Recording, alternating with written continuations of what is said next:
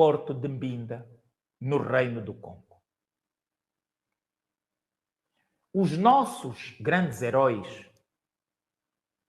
não são reconhecidos nem têm em dia, porque, de facto, os dirigentes negros que estão no poder têm vergonha da bravura que os pretos dos reinos que hoje estão circunscritos à geografia territorial denominada Angola, que é uma construção colonial, porque Diogo Cão, quando desembarcou, não desembarcou em Angola.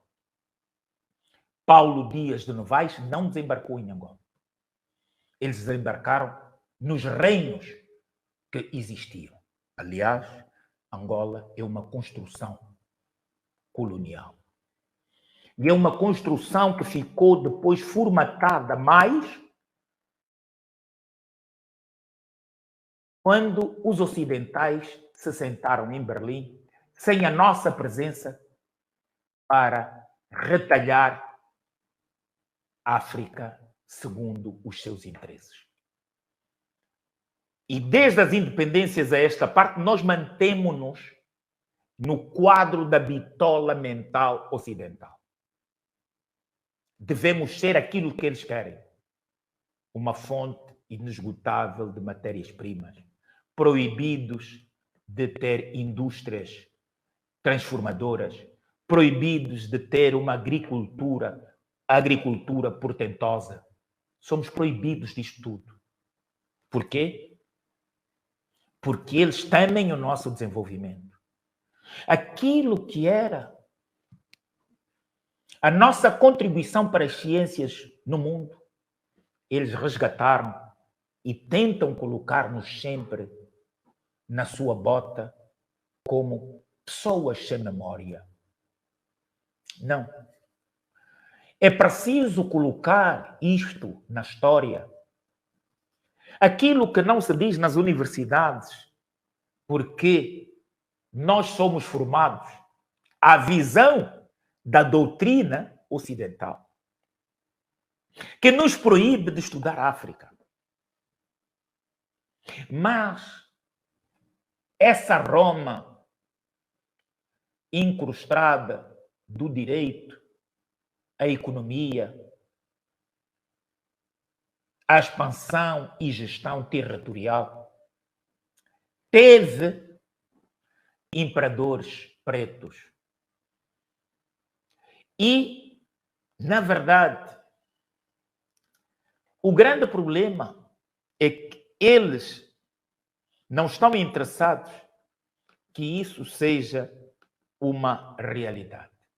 Que a gente saiba o potencial que sempre teve. Sócrates e Platão, Aristóteles principalmente, e Platão, se são hoje mais conhecidos, deve-se também a um africano. E isso, quando nós estamos a falar da filosofia, a gente esquece de incutir esta contribuição. Porque branquearam este africano. Transformaram a sua carapinha num cabelo mais liso. E assim, Plotino, africano, virou Plotinos, grego. Então, nós temos uma contribuição na filosofia, porque a nossa filosofia é mais rica, é mais cantante, é mais interativa. Ela pulsa. Quando a gente está a ler um bom filósofo africano. Eu tenho um colega, um amigo, que é um dos que mais trilha o caminho da filosofia africana, Luís Canjimbo. E, de facto, é prazeroso a gente conversar com o Luís. E era um homem que devia estar na extensão, no estudo, concentrado, na pesquisa. Só que, se ele estiver só comprometido com isso, morre a fome. Nós não conseguimos aproveitar o nosso potencial. Ora, e nós, se tivéssemos efetivamente dirigentes com mais energia e mais higiene intelectual, aproveitaríamos os grandes quadros que não temos, não conseguimos. De tempo a tempo, de regime a regime, de governador a governador. Hoje temos uma boa liderança no Quênia com uma visão distinta, mas ainda não totalmente divertida. Falta, mas eles começaram a lançar. Mas quantos quadros o Quênia matou? Dentre os quais o pai do próprio Barack foi morrer lá na aldeia, foi levado para a aldeia. Quantos de nós, muitas vezes, é empurrado para o exílio? Ou depois, quando regressa, se transforma porque se deslumbra com o poder e não implanta aquilo que andou lutando contra a ditadura. E lembramos-nos de um Laurent Gbagbo, que foi o pai da democracia na Côte d'Ivoire, e depois ele foi o assassino da própria democracia. O Gbagbo foi um dos homens que mais se bateu para a democracia na Côte d'Ivoire. Papá Boigny tentou tudo, para tentar aliciar ao seu campo Laurent Gbagbo. E a única coisa que conseguiu Papá Boigny foi trazê-lo de volta, tirá-lo de França, para ele vir, falar, criticar na Côte d'Ivoire. E a Côte d'Ivoire já tinha atingido níveis, ao tempo do Papá Boigny, que muitos países africanos não tinham. Um ivoiriense quase não sabe o que é cólera, paludismo, pese ser um país banhado por rios e mar. Havia muitas conquistas. Foi oferecido a Laurent Gbagbo cargos de ministro, rejeitou. Um forte cargo de diretor das florestas, rejeitou. Embaixador, rejeitou. E ficou apenas como professor. E o movimento de democracia na Côte d'Ivoire nasceu nas universidades. Foi lá onde ele se implantou e nasceu o movimento pró-democracia para tirar do poder o Papá Houphouët-Boigny. Chegado ao poder, o que é que fez Laurent Gbagbo? Quis se eternizar. É depois esta gente que continua a aldrabar como aqueles que se diziam libertadores pelas independências, é que chegado ao poder tomam-lhe o gosto e dizem o contrário que propagaram para ter o apoio das populações. Então, hoje, quando nasce uma nova gesta de jovens nas Forças Armadas, a gente vem questionando o Estado de Direito e as democracias. E a gente pergunta, que democracia é esta que deixa o seu povo por mais de 40 anos, 30 anos, 20 anos, 50 anos à fome? Que não tem um projeto de reforma agrária, que não tem um projeto de educação, que não tem um projeto de saúde. Que democracia é esta? Uma democracia de famintos não interessa a ninguém. E é tudo menos democracia. É autocracia. Porque alguém que é democrata está interessado com o desenvolvimento da outra pessoa na sua plenitude. Então, há muitos culpados para o que está a acontecer. Mas estes jovens, novos, não é ainda esta a sua época, porque o mundo ocidental tem muita influência e facilmente vai plantar traidores junto do seu séquito para destronar este sonho de independência. Que país ocidental pode ser apontado como exemplo de contribuição para o desenvolvimento efetivo de África? Não tem. E mais, quando nos falam de ajuda humanitária, é preciso que nós tenhamos noção do que é isto de ajuda humanitária. Ajuda humanitária não é nada mais, nada menos que o retorno do nosso dinheiro enviado por diversas vias. Ou através das organizações de Bretton Woods, Banco Mundial, Fundo Monetário Internacional, criadas e não vocacionadas para o desenvolvimento de África, pelo contrário, elas emprestam-nos 1 e cobram-nos 10. E nós ficamos aqui com dirigentes que se masturbam intelectualmente a explorar o seu povo para pagar 10, quando o povo não consumiu meio do que foi arrecadado.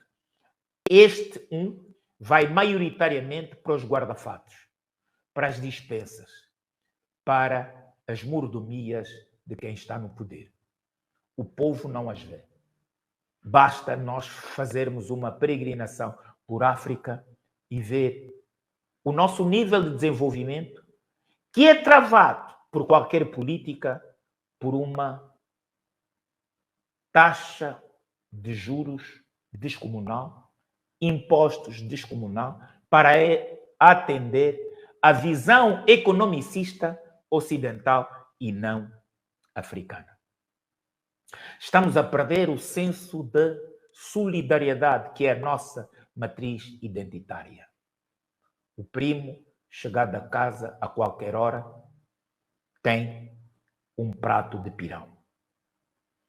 Tem um prato de lombi. Alguns até agora chamam ervas africanas, não sei o que é isso, mas pronto. Vamos só ficar. Lombi é mesmo lombi, ué. Quizaque é mesmo quizaque. Ai, umas folhas de África pisadas, não sabemos como, ou trituradas. Aí eles já vão falar triturada. É isso. Eu penso que o Antônio Simão aí deve ser triturado, o Antônio. Pois, enquanto tivemos gente complexada, gente com vergonha de assumir a sua pretitude plena, porque o negro é bastante complexado. O negro acha que tudo do Ocidente é que é bom, mesmo o ruim do Ocidente. O preto, o negro acha que é uma vergonha falar a sua língua umbilical, gostar da sua tradição, de ter óbitos participativos, solidários, que todos contribuímos, que todos estamos lá à noite. Agora já os negros também estão a mandar convite para ir no funerário. Meu Deus, esta gente estão-se a matar a eles próprios. A nossa cultura impede que alguém seja convidado a ir emprestar solidariedade no momento de dor de uma família. Só mesmo vocês, complexados. Ah, não se pode comer pirão todos os dias porque o pirão é pesado e a gente dorme. É mentira. A gente dorme se comer arroz todos os dias. Porque não faz parte da base. A base mesmo é o milho. A base mesmo é a mandioca. Pisada. O milho pisado. Na pedra. Ou nessas fábricas de croeira. Então, se nós não nos virmos nós mesmos, não respeitarmos a nossa identidade, como fazem os asiáticos, como fazem os árabes, eles desenvolveram a sua indústria têxtil apostando no nacional. Não conheço mesmo um dirigente angolano que tenha alguma peça de roupa de tecido angolano ou muitos do seu país. Ora, isto é ficar independentes. Eu gostaria, se um dia tivesse no poder, de trazer para Angola as fábricas que fazem os panos africanos maioritariamente e que estão na Holanda. E começasse a ter nos livros escolares uma explicação. Quando a gente fala samacaca, quer dizer o quê? Aquelas silhuetas são de onde e de que povo e indicam o quê? Caminho, água, saúde, harmonia. Esta linguagem visual que a gente resume a meros traços e que são uma linguagem. Mas quem produz os melhores é a Holanda. Tem tradição têxtil? Não. O que é que nós fizemos para fazer do Egito a maior potência têxtil mundial? Africanos. Zero. E eles são os que melhor tratam o tecido, a sua conservação, a sua textura, a sua pintura natural. Aquele que cobre os corpos por mais anos. Quem tem esta ciência que vem da biologia e medicina tradicional africana são os egípcios. Ora, então, nós não potenciamos ali onde é que nós somos mais fortes. E, portanto, nós não potenciamos também aquilo que foram as nossas valências no mundo e contentamos-nos em admitir que eles são maiores que nós. Quando não é verdade. Portanto, há um grande trabalho a ser feito por todos nós. Alô, boa noite. Caiu, infelizmente, a linha, mas eu acredito, eu tenho fé que os ventos, quando chegarem, sairão de dentro e de fora também. E de fora impulsionados pela nossa gente, esta juventude vigorosa. E hoje só está, de facto, no exterior porque o país não lhe dá oportunidades. E porque o movimento do mundo fez-se também trazendo antes outros povos para o nosso continente.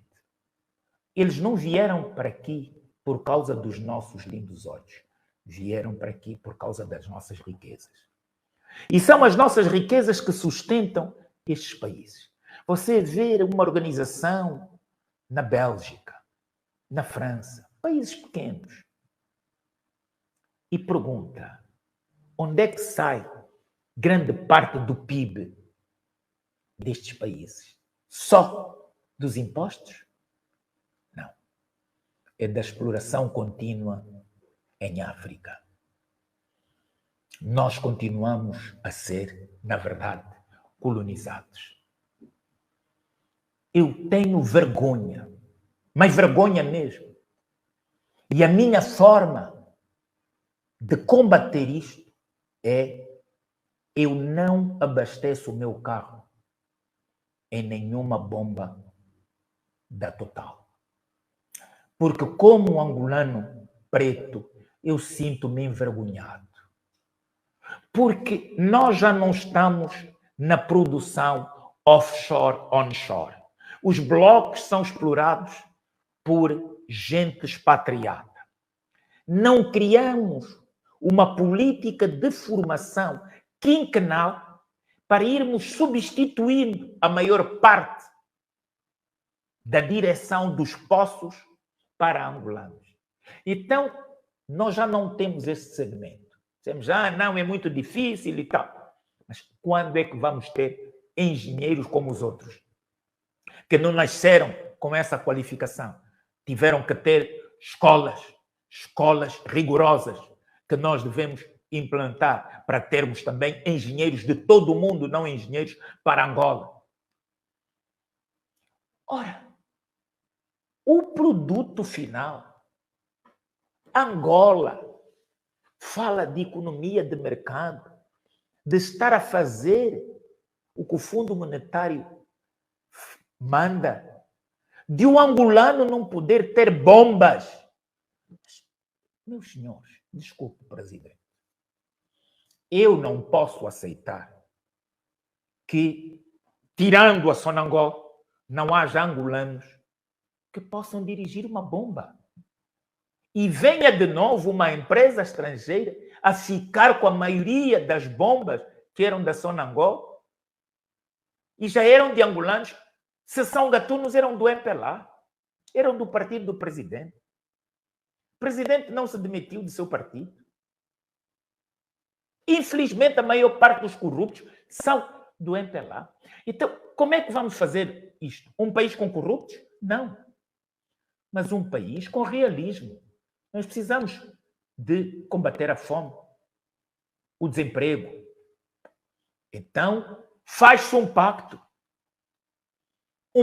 de regime para determinar metas de comparticipação e condenações progressivas.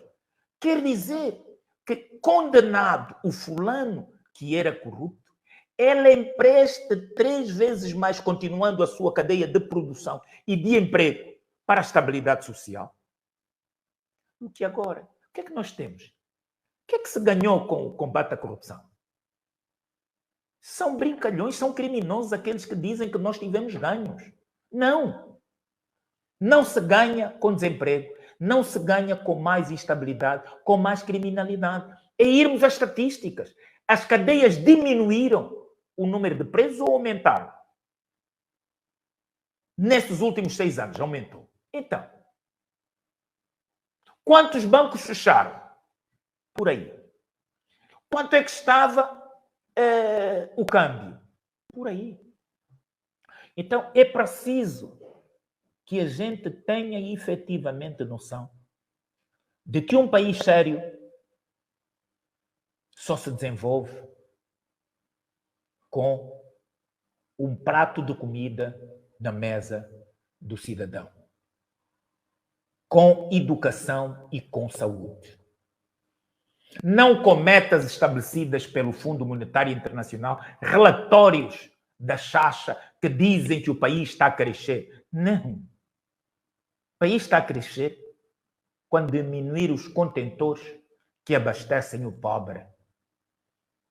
O país está a crescer quando existir um sistema de educação subvencionado pelo Estado, do ensino básico à universidade, porque Angola tem condições para isso.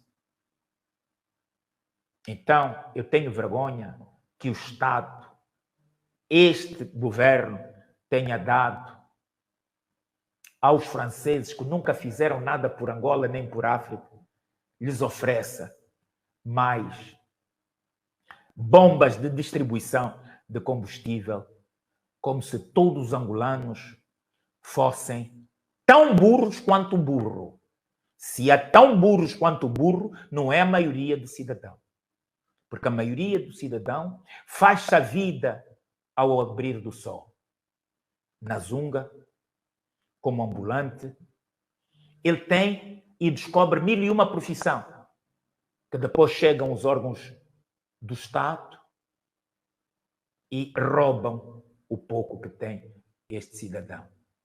Roubam a mota, roubam o negócio, espancam, assassinam. Então, nós temos que pensar que país queremos e isto só é possível com um pacto. Finalmente, já para terminar mesmo, pediram para falar um pouco sobre a eleição da vice-presidente do Tribunal Supremo. Ora, o que dizer quando nós optamos pela ilegalidade? O que dizer quando nós optamos por querer trilhar caminhos escuros? Um partido, quando ganha eleições, compete-lhe fazer governo. Mas não lhe compete, efetivamente, assassinar toda a estrutura que deve ter um Estado. Então, o que diz, efetivamente, a Lei 2/22, de 17 de março, Lei Orgânica do Tribunal Supremo, é Lei Orgânica do Tribunal Supremo, não de outro. E as eleições decorreram no Tribunal Supremo. Essa lei orgânica impõe e diz que, primeiro, o mandato do presidente e da vice-presidente é inamugível, 7 anos. Ora, e eles chegam a este pedestal através de eleições realizadas interpares. No caso concreto, houve uma eleição do qual resultou, há cerca de 4 anos, a eleição de Joaquina do Nascimento. Entre os três, ela foi a vencedora. Concorreu também Joel Leonardo e um outro juiz, que a memória falha-me agora, se calhar há de chegar daqui a pouco. Então, quem ganhou as eleições foi Joaquina do Nascimento. A lista tríplice vai ao presidente e o presidente tem a magistratura dos três escolher um. A regra geral, opta-se pelo primeiro. Ele preferiu ir para o que tinha perdido as eleições e foi Joel Leonardo. Ora, nós estamos no combate à corrupção. Se o mandato continua, pese todas as suspeições do cometimento de ilícitos praticados por Joel Leonardo e que só está no poder mostrando que quem manda no poder judicial é o Presidente da República, porque a Procuradoria da República, que recebe ordens diretas do Presidente da República, segundo o número 3 do artigo 8º da Lei 2/22 da PGR,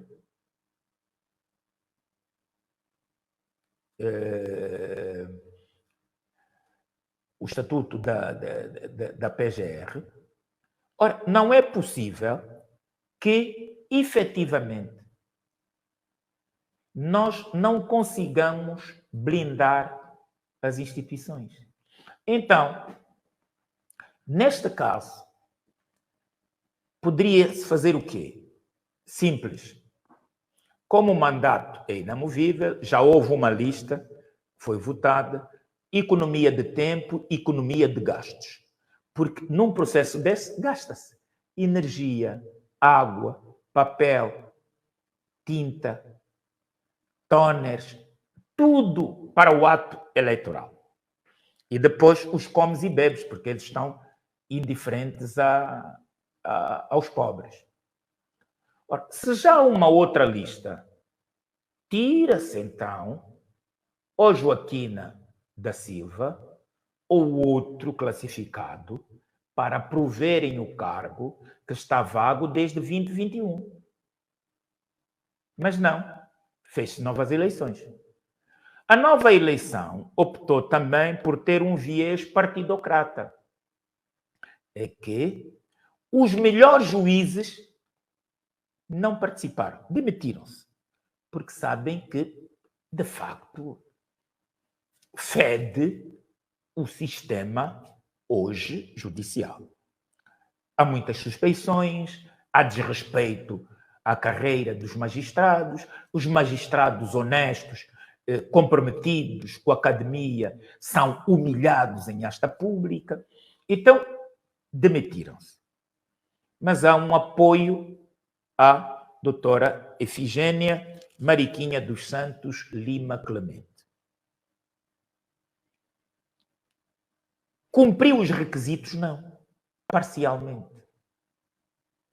E um que corresponde à nulidade garantiu a sua eleição. É que diz a linha C do número 4 do artigo 19º da Lei 2/22. Desculpem, eu não tenho, e estou a fazer confusão em algumas leis, mas eu peço perdão, depois vou corrigir, hoje ou amanhã, de 17 de março, Lei Orgânica do Tribunal Supremo. Portanto, a linha C do número 4 do artigo 19 diz que os candidatos à vice-presidência, né, terem exercido as funções de presidente de uma das câmaras. Ora, a doutora Efigênia poderia ser salva pelo próprio MPLA de entrar neste rolo também de suspeição. Porque ela nunca exerceu as funções de presidente de uma Câmara. Não é estar a exercer, não é isso que a lei diz. Não é estar a exercer funções de presidente de uma Câmara. É ter. Mas se o sistema judicial tem um conflito gritante com o português, quem somos nós? Olha, eu quando erro ainda tenho hipótese de corrigir. Mas o meu erro não afeta milhões. E este erro de interpretação afeta milhões. Tivemos também a comemoração da CNE. Pois. E o doutor Manuel da Silva Manico diz que a CNE, Comissão Nacional Eleitoral, está a participar para a consolidação da democracia. Ora, a gente quando pensa que já viu e ouviu tudo, em Angola, desengana-se. Aqui em Angola, o periquito vira jiboia. E a gente acredita. Depois diz, a jiboia voa, voa. Por que voa? Porque o periquito voava. É gozar com a nossa cara. O senhor diretor ou presidente da CNE dizer que ela contribui para alguma coisa que se chama democracia. Por favor, poupem-nos. Deveriam ser honestos, dizer que a CNE contribui para a manutenção do status quo, que é autocrático, que é uma ditadura camuflada, com parte de um lençol que está escrito democracia e que se exerce pingadamente. Mas, de facto, senhor doutor juiz, presidente da CNE, Manuel da Silva Manico, o senhor não dirige uma organização democrática. Aliás, quem não consegue apresentar contas dos números eleitorais não é democrata. Não é democrata. E o senhor de democrata não tem nada, porque eu conheço o senhor. E eu não conheço só porque o senhor é jurista. Não. Conheço porque o senhor foi juiz. E não era bom juiz. O senhor era mau juiz. E não digo isso pelos outros, digo isso por experiência própria. O senhor fez um acordo para me julgar e humilhar no meu julgamento. Vergonhoso, criminoso. Eu com problemas nas rótulas. O senhor pôs-me de pé mais de 10 horas. Pediram até que eu caí, cansado, em plena sala. E o senhor, insensível, nem se comoveu. E pela minha condenação, o senhor foi promovido a diretor provincial da CNE de Luanda. Portanto, eu sei um pouco daquilo que falo. Não tenho rancor de si, tenho pena, porque o senhor poderia até fazer mais esforço para ser melhor jurista, melhor juiz. Mas pensando só nas mordomias, não vai chegar lá. Cometeu muitas injustiças e continua a cometer. E tenho pena de si.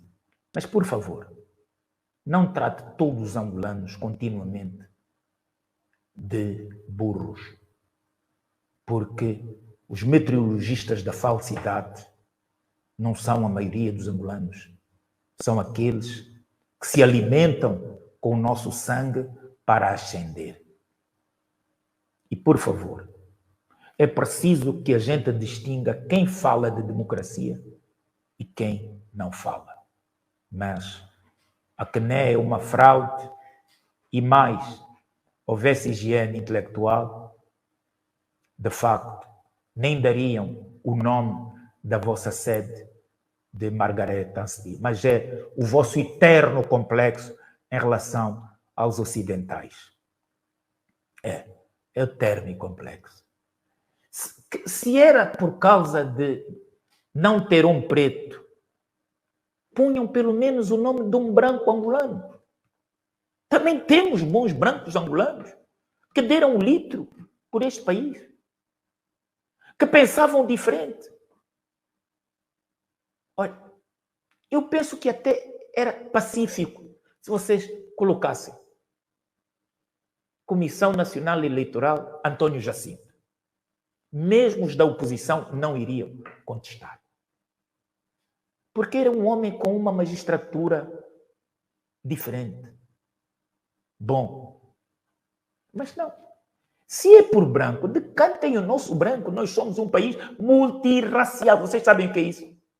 Quer dizer que tem várias raças que convivem harmoniosamente neste país, que lutam, choram por este país de igual forma. Então, é isto. A todas e a todos, muito boa noite. Até amanhã, porque amanhã é outro dia que se quer diferente.